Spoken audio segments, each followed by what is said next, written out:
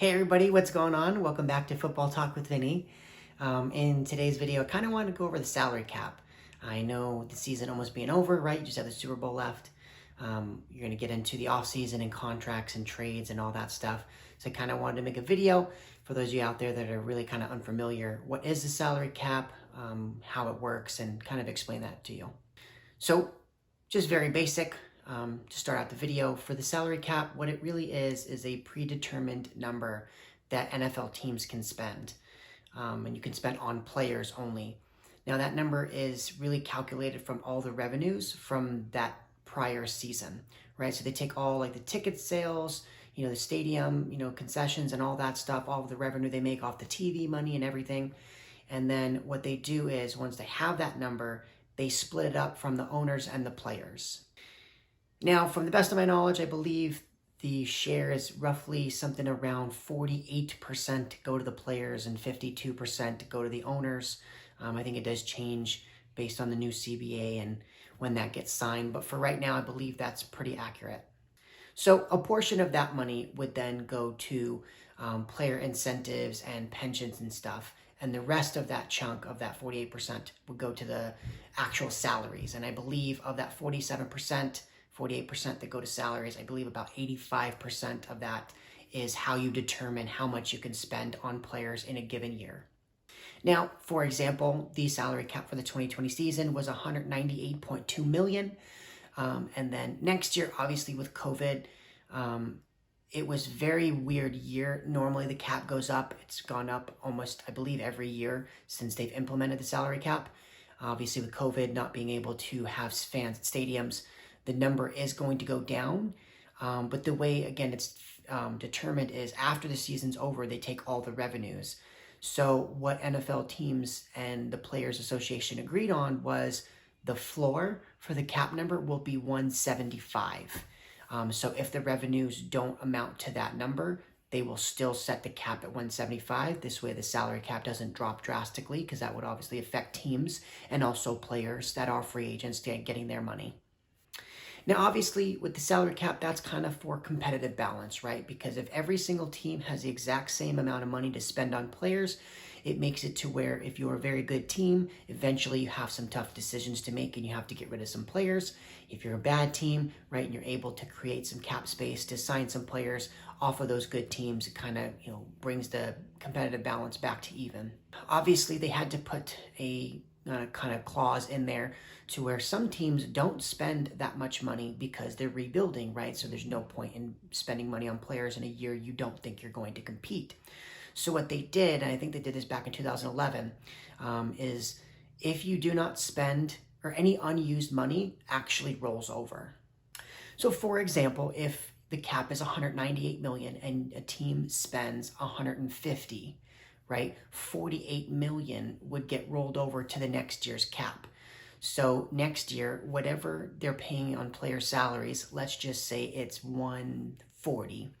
And again, the cap is supposed to be a floor of 175, right? Which means 35 million of cap space. Well, if they roll over another 40 plus million, they would have over 70 million to spend. And now there is actually a rule on that. So teams within a 3-year window have to spend 90% of the cap, right? This way it kind of forces teams to have to spend that cap space. Because again, it's supposed to go to the players. And if the owners decide not to pay players, then that would not be fair in the sense of, players and owners both getting a split share. So just for simplicity's sake, let's say the cap was at 100 million and a team spent 70 million, right? So that means over the course of the next 2 years, if the cap were to remain the same at 100 million, the team would have to spend 100 million each year or 200 million over the 2 years, right? Because if the cap was set at 100 million for the 3 years, that's 300 million. You have to spend 90% of it, which is $270 million. Conversely, if a team spent 100 million and was right at that cap, right, in the first year, they could drop the cap to, let's just say 80 million in the second year, and now they're at 180 million spent over 2 years, and now they just need to spend 90 million in that third year. Hopefully I did not confuse you guys too much with that. Kind of wanted this to be kind of a beginner's video to the salary cap and kind of explain contracts, which I will actually get into in a second. But first, before I go over some salary contracts, I want to go over some specific terms so you can kind of understand what they mean and what they're for.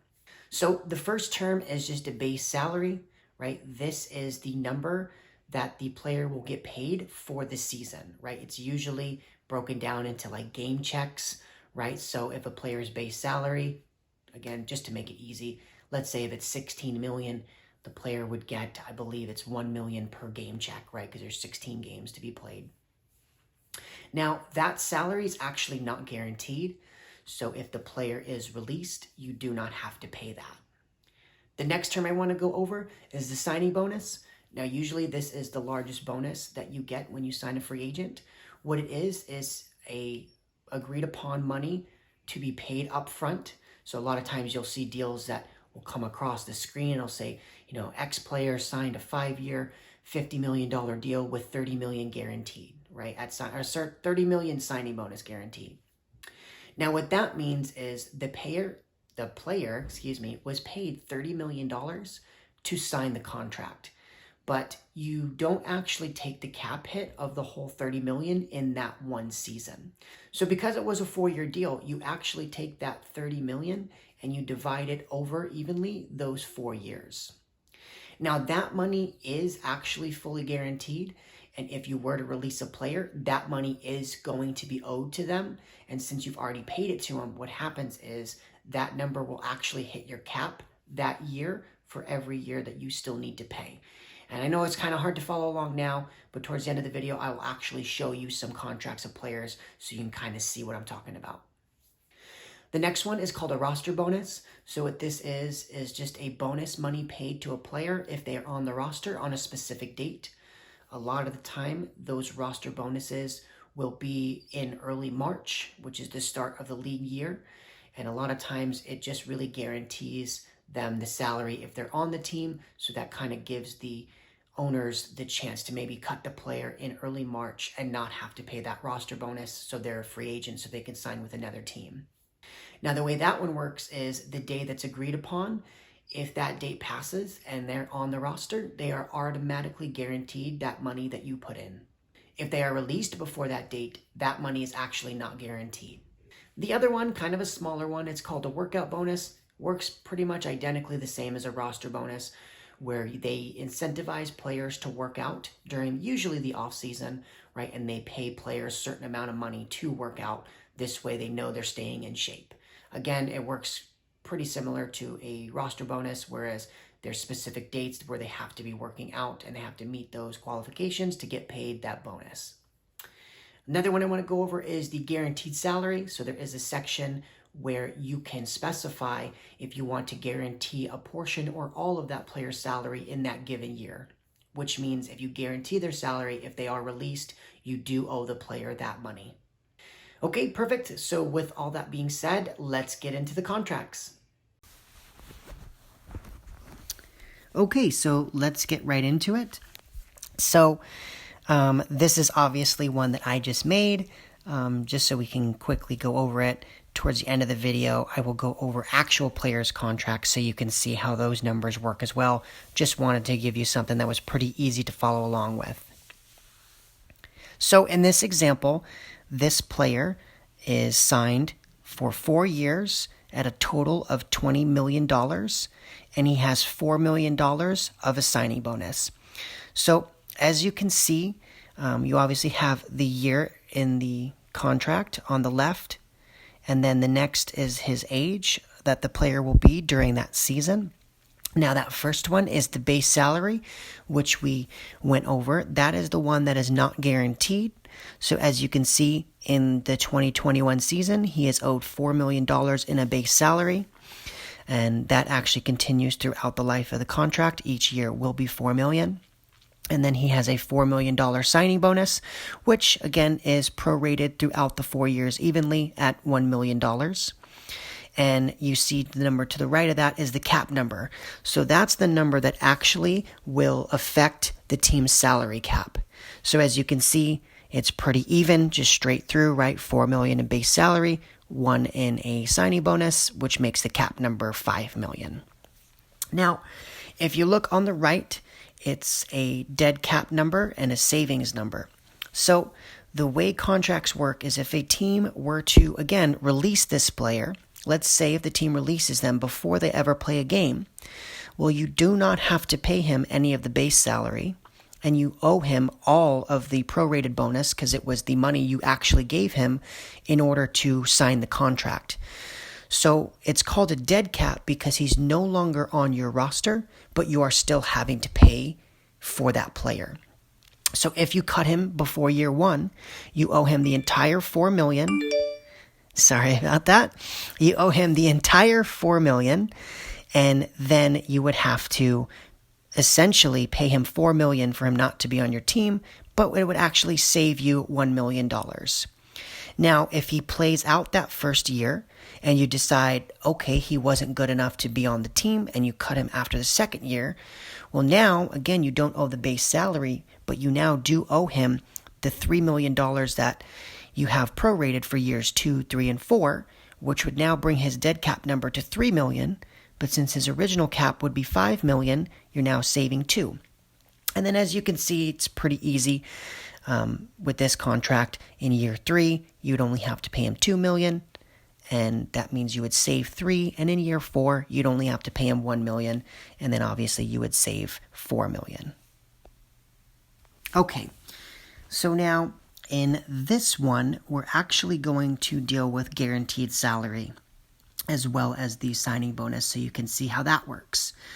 So obviously to the left here is the year the contract's paid. So let me just scroll over a bit so you can see all the numbers. So with this player, it is a 4-year, $32 million deal with $12 million in a signing bonus and essentially $10 million in guaranteed salary. So obviously, as you can see, the base salary is at $20 million. It was totaled at the bottom. The signing bonus is $12 million, and the guaranteed salary is $5 million, which makes the contract $32 million. Now, obviously, if you were to total all the bottom numbers, it actually counts to $42 million, but the guaranteed salary, that's just showing you that the money is guaranteed. It's not additional, so you actually don't count that towards the total.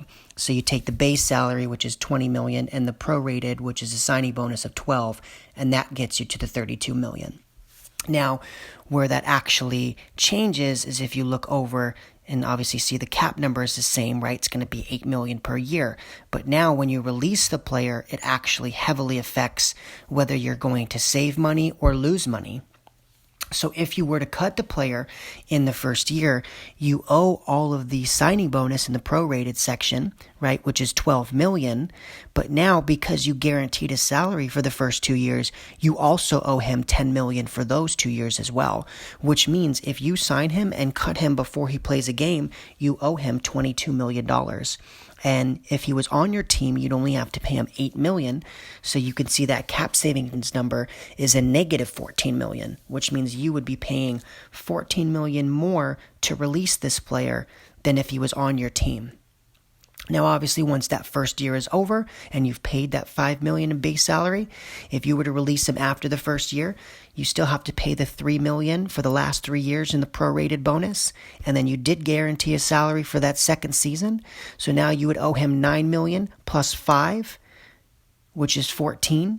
And since his cap number is at $8, you would actually still lose on about $6 million.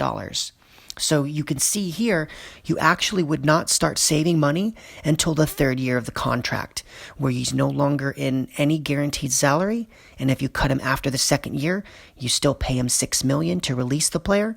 And since his cap number would be $8 million if he was on your team, you would save $2 million. And then in the last year, as you can see, if you would release the player, you would save $5 million. Okay. Hopefully that wasn't too confusing. Let me get into another contract that actually now has a roster bonus. So if you can see with this one is a 5-year deal worth $60 million total. So as you can see, his base salary is going to be $20 million. His signing bonus is going to be $20 million, and his roster bonus is going to be $20 million. Obviously, did it to be simple. Hopefully, it's easy to follow along.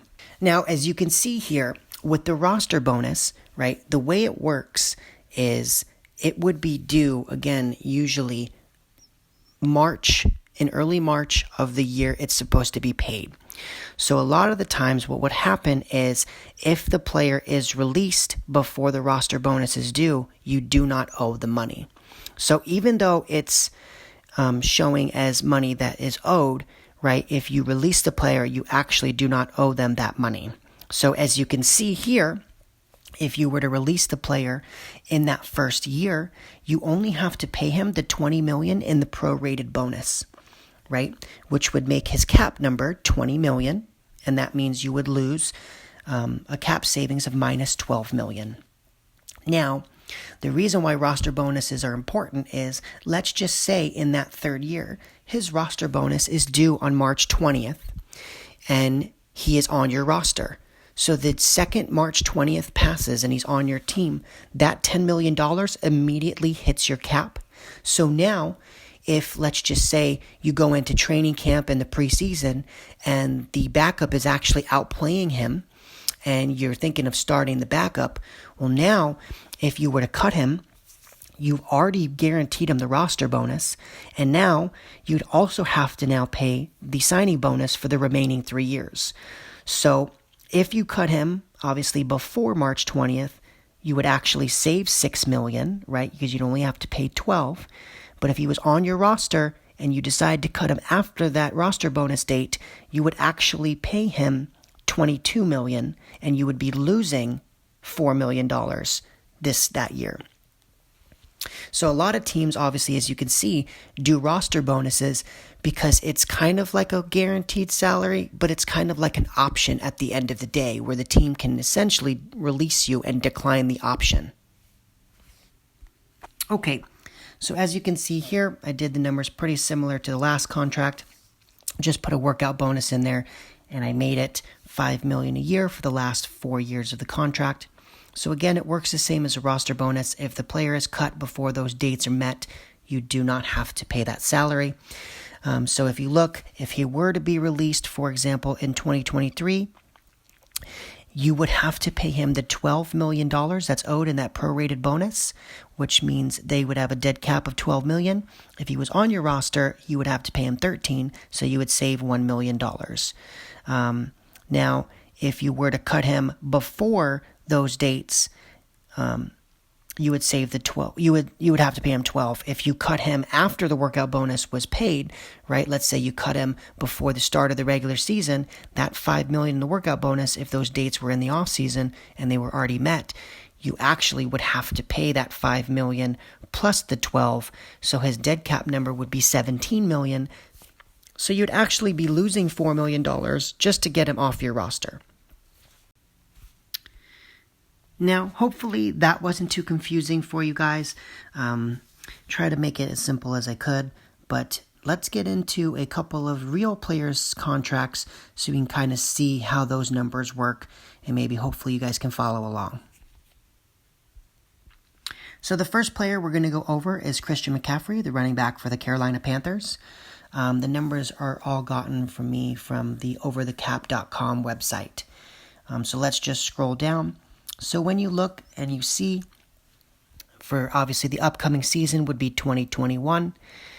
So you see he's got a base salary of $8 million, and then his prorated bonus is 4.3, and he's got a $200,000 workout bonus, and they actually guaranteed pretty much all of his salary for the upcoming season of 7.7375. So, as you see here on the right, that $24.9 million is what they would actually have to pay him if they were to cut him before the start of the year. And that number in red shows how much extra they would be paying him if they were to cut him, right? So his regular cap hit is $12 million, 12.5, excuse me. So he would be paid about double if they were to release him. Now, as you see, you just factor in that 4.3 times the remaining 4 years, and then you add the 7.7375 $5.7 million that was guaranteed, and that's how you get to that figure of 24. And now, if you were to release him after next year, you would only actually pay him his entire salary, because that 4.3 would actually get you to that 12.9 number. So really, the Carolina Panthers, obviously they would never do it because Christian McCaffrey is a good player, but they would not actually start saving money in the cap until the third year of this deal. So the next player I want to go over is Amari Cooper, obviously wide receiver of the Dallas Cowboys. Now, if you look at his deal, it's a little different, right? He was guaranteed his salary for the 2020 and the 2021 season, and then now he really only has, going forward, $2 million for the next 3 years, right? So if you look at it, if Dallas were to release him before the start of this season, they would have to pay him $28 million because they guaranteed a salary of $20, plus you have 4 more years of $2 million. Now, after this year, if Dallas were to release him, they would start saving a lot of money very quickly, right? They would save $16 million in that third year, and then it would be 18 and then $20 million in the last year. Now, also, a lot of times there are little options, and when you click on this thing right here underneath that 2022, you'll see it. It says his $20 million salary injury guarantee vests to fully guaranteed for that season. So that means if the Dallas Cowboys release him before March 22nd of 2022, they will save the entire $16 million that it's showing here on the right. Right, they'll only have to pay him the $2 million for the remaining 3 years. If he's on the roster and it's now a fully guarantee, you actually would have to pay him $26 million to release him. So essentially, it kind of protects both the team and the player, to where if the team wants to move on, they can move on and not have to pay him the $20 million, but also Cooper would hit free agency and be able to sign a long-term deal with another team. Or if he's on the team during that date, Amari Cooper knows that his salary will be guaranteed, so more than likely he will be playing that year for the Dallas Cowboys. Now, this last one will be Jimmy Garoppolo. The reason why I want to go over this one is to show you how you can use roster bonuses and kind of manipulate the cap to give yourself a good situation. So, if you see here, when he first signed his deal in 2018, they gave him a $28 million roster bonus. And again, the way roster bonuses work is as long as you're on the team in that year, you get paid that money. Now you say, now why did they do that? Well, they did it so they wouldn't have to spread the signing bonus of $7 million. See, they wouldn't have had to sign that over the life of the deal. So what happens is, if you look at his cap number in 2018, it's $37 million. But now, if you look at the cap number for the rest of the years he played, it's $20 million, 26, and the next 2 years it's going to be at 26 and 27 million. So what you did is you signed him to a big deal, and you actually are now, for the lack of a better term, getting a discount, because you're not having to pay him, the average of what the contract was, because you essentially front-loaded the deal. And because it was a prorated bonus and it was paid in the first year, if you look over to the right, if they were to cut Jimmy Garoppolo or trade him, they only have to pay him $2.8 million of his $26 million. That means they would save $23.6 million.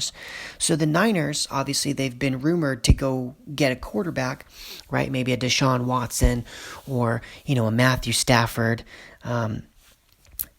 They've actually are in a situation where they could cut Jimmy G or trade him, and they would not have to pay him almost any money, and then they can now use that money they're saving to pay a Deshaun Watson, to pay a Matthew Stafford if they were to get him, right? So this is a very unique way to kind of structure a deal, where what they did, because they knew they were not going to be a good team in 2018, was they paid him so much money in that year, so the cut number would be very high, to where now, towards the end of the deal, they can essentially cut him and not really pay him anything.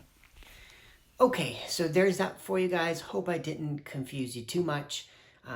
Hopefully it was informative for you guys, and you guys picked up a lot. If you did, make sure to hit the like button and please subscribe. Just let me know how I was in explaining the video. Funny, right before I finished recording this last video, I just said the Niners could potentially trade for a guy like Matthew Stafford. He actually, as I'm now recording this, just got traded. It looks like he's going to the Los Angeles Rams, and in return, the Rams are trading Jared Goff and looks like a third-round pick in 2021, and then their first-round pick in 2022 and 2023. So the Rams essentially are giving Jared Goff a third-round pick and 2 future first-round picks for Matthew Stafford. So that's huge news. I might have to make a video on that as well. So look for that coming out as well. But that's huge news. So obviously, if you're the Niners now, your kind of eyes are, I guess, essentially set on Deshaun Watson, or just, maybe stick with Jimmy G. But for Matthew Stafford to be traded for 2 1s, a 3, and then a swap of Jared Goff, I mean, I think the price just went up for Deshaun Watson on every team that tries to trade for him now. But that's the end of this video. Obviously, didn't want to talk about the Stafford trade, but it just happened. Want to briefly go over it. But thank you guys so much for watching. Make sure you like and subscribe again. And I appreciate everyone watching out there.